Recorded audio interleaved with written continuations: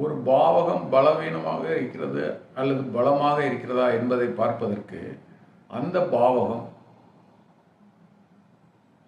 பாவகிரகங்களால் அந்த பாவகம் பாவகிரகங்கள் இருக்கக்கூடாது அல்லது வேறு எங்கேயாவது இருந்து பார்க்கக்கூடாது.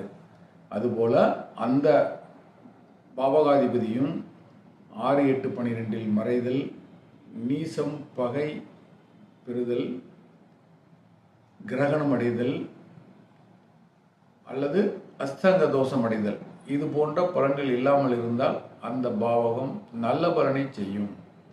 அதே நேரத்தில் ஒரு பாவகம் நன்றாக செயல்பட வேண்டும் என்றால் அதீதமான சுபகிரகங்களும் இருக்கக்கூடாது.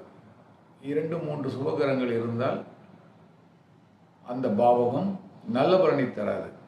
அதாவது பிளைன் வாட்டர்னு சொல்லக்கூடிய சாதாரண தண்ணியை நம்ம குடிக்கலாம்.